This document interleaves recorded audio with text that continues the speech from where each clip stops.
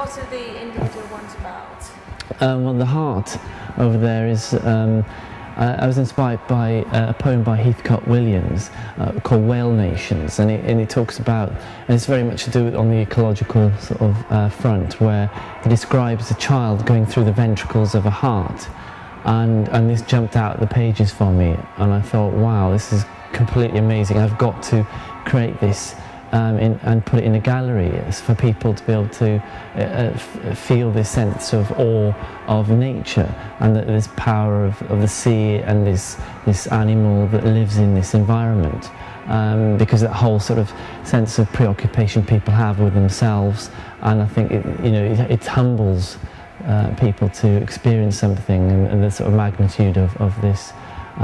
So that was the inspiration for that. And then this chrysalis behind us was inspired by that whole thing of change, when you go through changes in your life and you go into this sort of introverted or inward stage where you formulate whatever you want to do. You might go through a winter of working on an idea. It's like a gestation period.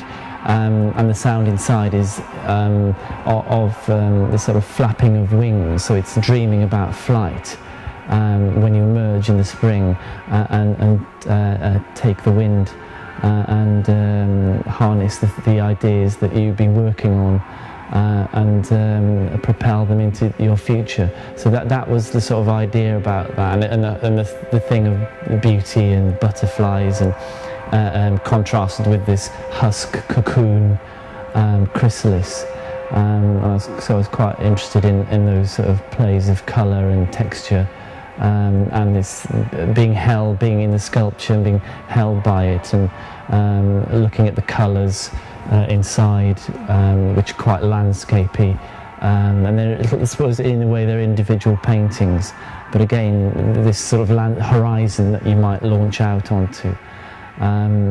I initially made it for one person to lie inside, so you'd experience that on a very personal, individual level, but it turns out several people can sit in there, but that's fine as well. And then the hive further along the gallery was inspired by, I'd always been interested in beehives or wasps' nests, so I did a combination, a design combination of the two things. I like the texture of the outside of wasps' nests, but I also like the whole idea of collecting honey and the whole communal activity that goes on in beehives, and it can hold up to about 10 people in there, and again there's the smell of honey inside, and sort of relevant textures and lights in the ceilings to remind you of honeycombs and the whole sort of storage and production of honey. You use certain materials. Is there a particular reason why you're using these materials? Are you trying to say something through using the materials, or is it just purely because they're more sturdy and they're durable? I started using, when I left college I was fairly skint, so I needed materials that I could get hold of, and I'd see a skip full of insulation foam or something, and I'd instantly, I thought, well, there's not much you need to do here to make a sculpture, so I'd drag it back to my studio and start making things.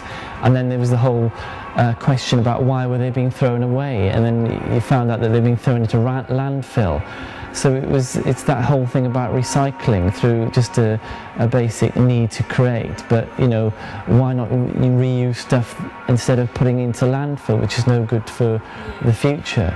So it sort of advocates the whole reuse element of materials, but softness, texture, colour, those are important things to make it have a certain warmth and presentability in a gallery. They have a presence because of their tactility and their colour. What process do you go through when you're creating your pieces? You mean practically, or the in terms of your starting point to the final product? Well, first of all, I might have ideas from my previous sculpture, I'm sort of investing in the back of my brain what I wanted to say in the next sculpture. And then my starting point was to make the piece out of plastic pipes, which are very flexible. So I created a sort of linear piece, a framework, and then work out all the seating in the areas.